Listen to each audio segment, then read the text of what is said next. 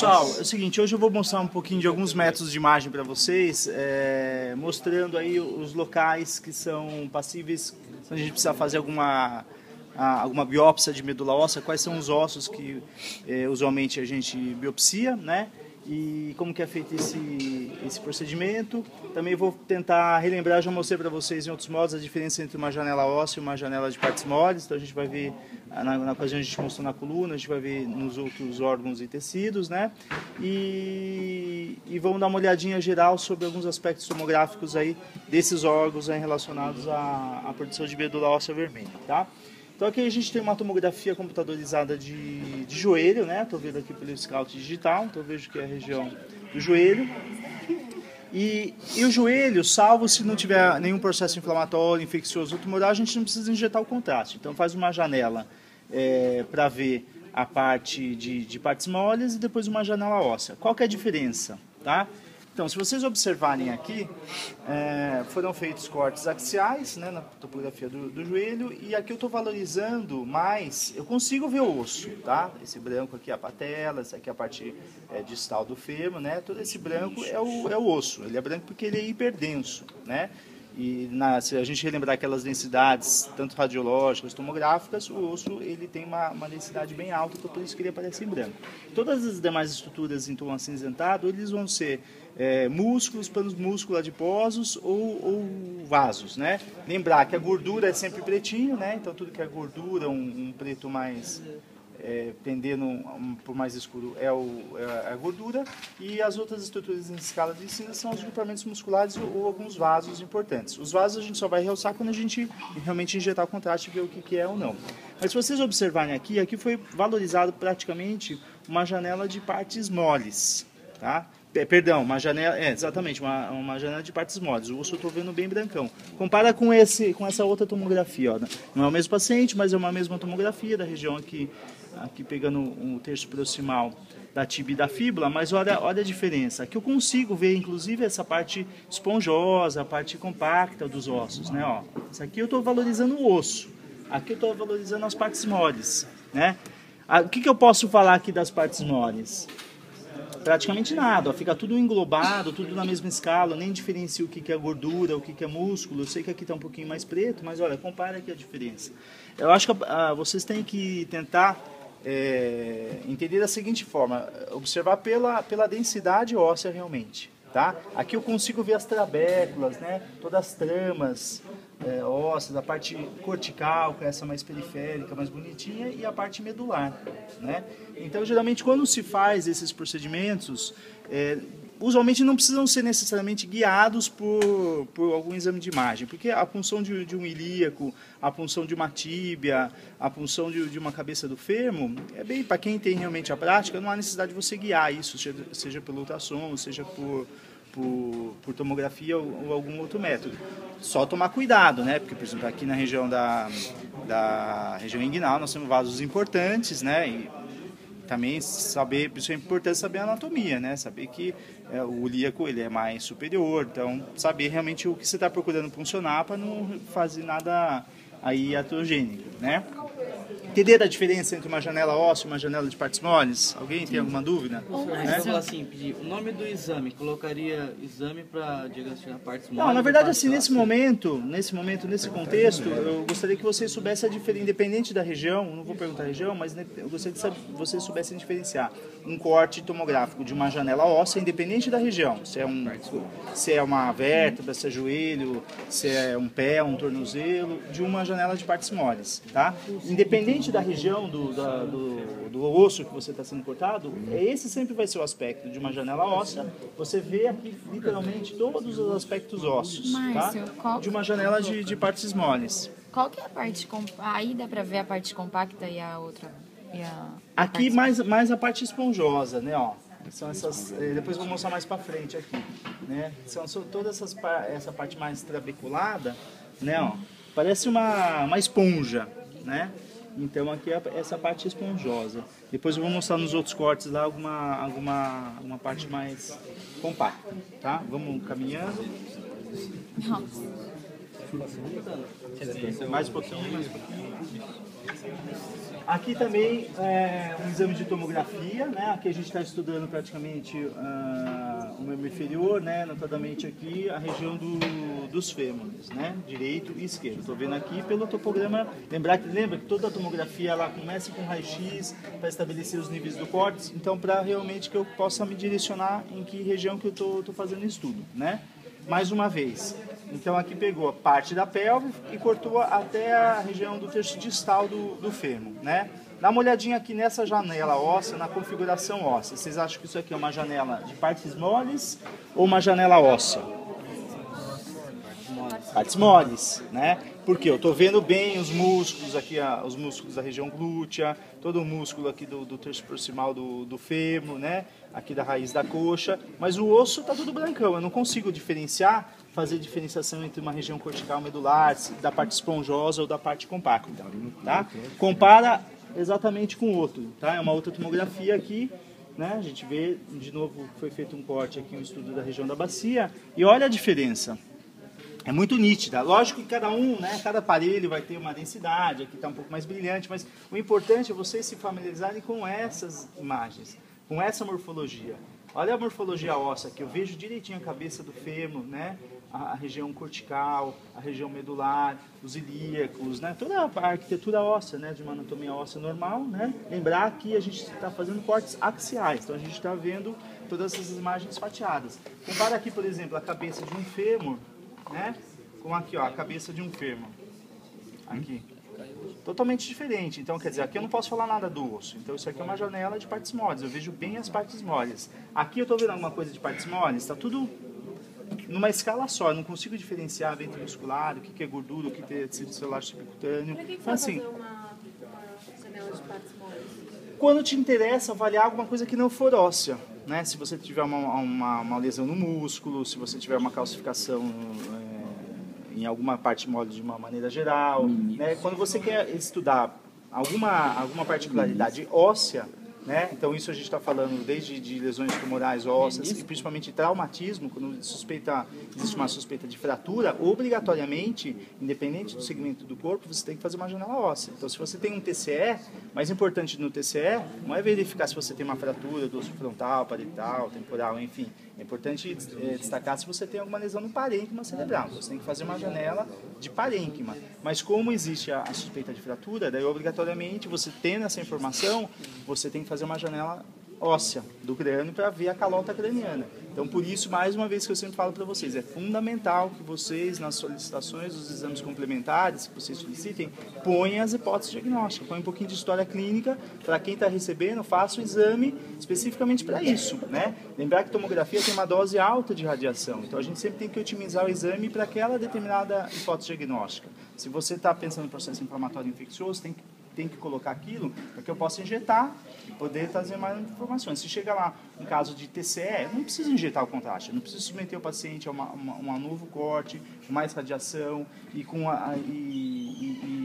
também expondo ele ao risco de um contraste. Então é fundamental que tenha uma informação. Mas basicamente, janela óssea a gente se faz quando existe a suspeita de fratura ou alguma alteração óssea, tá? De uma maneira geral, tá?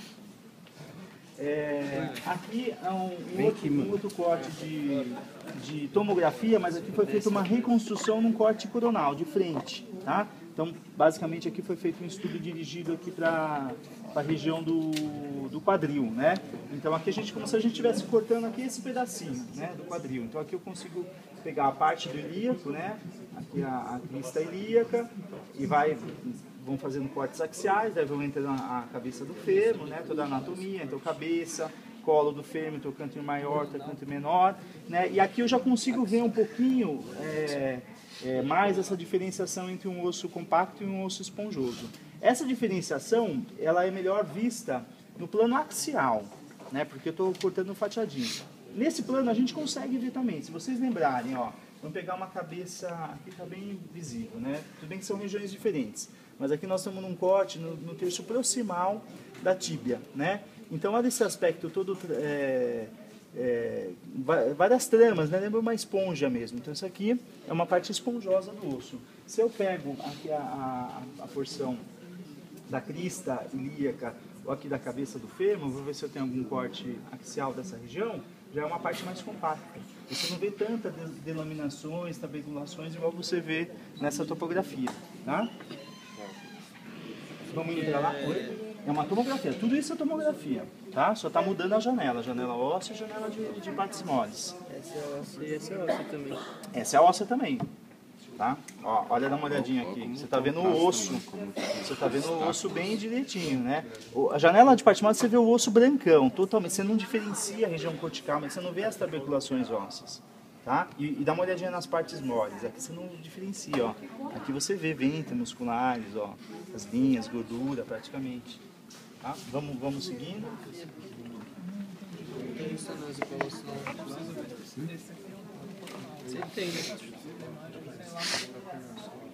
Aqui um outro exame que foi feito uma reconstrução no plano coronário, um paciente que tinha uma suspeita de fratura aqui nos últimos segmentos coxígeos, né? Então foi feito um corte coronal e também a gente observa, né?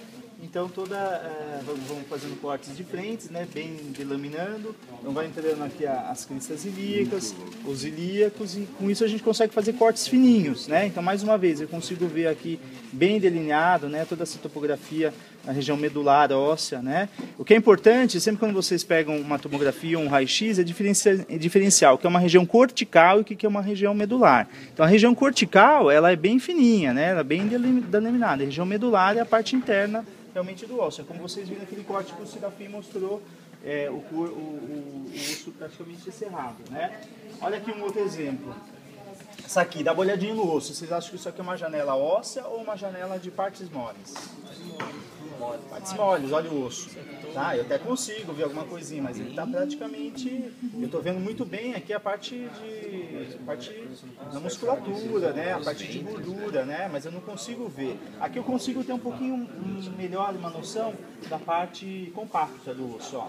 Apesar de não ser a janela própria para isso, mas toda janela eu consigo ver os dois, na verdade. Aqui ela vai priorizar uma informação em detrimento de outra informação, mas aqui literalmente eu tenho o finalzinho de uma parte compacta e começando uma parte esponjosa, que é aquela transição entre a cabeça e o colo do fêmur, tá? Vamos indo para o final. Aqui só para vocês relembrarem, então na hora que vocês forem reestudar, lembrar toda a anatomia novamente óssea, né, da bacia, todos os ossos, ilíacos, isquio, ilho, a região da cabeça, do colo, o trocânter maior, o trocânter menor, a região das articulações sacroiliacas, a região da sínfise púbica, né, da pubite. Aqui novamente, ó.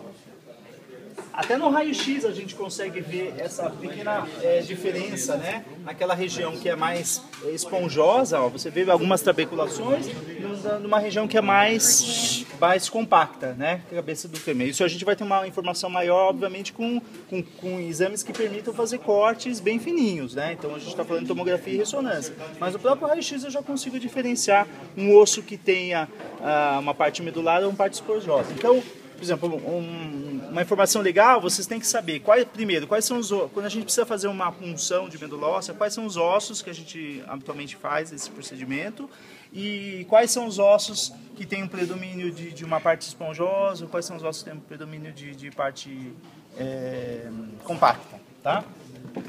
E por fim, para finalizar, só para vocês começarem a ter acesso aí a algumas informações, essas últimas duas películas são exames de ressonância magnética, tá? Que é um método que não tem radiação ionizante. Quando a gente se fala em coluna, ressonância de coluna, a gente está habitualmente um exame amplamente utilizado e solicitado para pesquisa de protusões discais, hérnias discais e principalmente traumatismos de medula, né? Então aqui é um corte axial de uma ressonância magnética de um nível lombar, tá? Por que eu sei que é o nível lombar? Porque toda a ressonância ela vai ter. A gente sempre vai trabalhar. A grande vantagem da ressonância é que a gente não precisa mudar o paciente para fazer as mudanças ortogonais. Então o paciente deitado numa única posição, eu consigo fazer cortes axiais, sagitais e coronais. A tomografia eu até consigo fazer isso, mas obrigatoriamente eu tenho que reposicionar o paciente, tá? Então aqui é um corte axial de ressonância que mostra toda a anatomia óssea, que é o que o Serafim orientou vocês nesse primeiro momento, né? Saber as partes, né? A morfologia de um corpo vertebral, né? Então aqui a gente tem o processo espinhoso, é como se vocês pegarem uma vértebra, certo? E estivessem fatiando essa vértebra em cortes bem fininhos. Então a ressonância ela me permite uma anatomia bem bacana dessa região, né? Então aqui eu consigo ver o processo espinhoso, consigo ver as lâminas, né? Começando aqui os processos transversos. Aqui eu estou no nível do disco intervertebral, tem a musculatura paravertebral, né? Aqui eu já tenho realmente aqui, ó, a região da medula, né? Eu tenho aqui a região dos forames, né? Os forames intervertebrais, por onde saem as raízes nervosas. Então, toda vez que existe intervertebrais, né? Os forames de conjugação, forames intervertebrais. Quando existe uma protrusão discal, uma hérnia discal, habitualmente, então, esse conteúdo discal ele sai para fora do disco e ele pode obliterar esse espaço, né? E isso comprime a raiz nervosa, né? De determinado nível, e é aí que o paciente tem dor, tem claudicação, tem toda aquela sintomatologia aí de compressões aí radiculares, né? Aqui eu sei que eu estou no nível lombar, né? Pela topografia e morfologia da vértebra, principalmente que aqui eu já estou entrando aqui no sacro, né? Eu consigo ver aqui, aqui já está entrando no sacro, aqui a apófise transversa. Mas assim, se em algum momento vocês forem solicitados para isso, seria para descrever a anatomia óssea, né? Então, um corpo vertebral, um processo espinhoso, um processo transverso, né? Nada mais do que isso. Saber identificar o que é um canal medular, basicamente isso, tá? E aqui só para ilustrar para vocês, um caso, o paciente teve uma fratura, né? É uma ressonância magnética de coluna tóraco-lombar, né? Eu estou vendo aqui pela topografia, ó, estou pegando aqui, estou vendo os rins, né? Então estou vendo aqui o finalzinho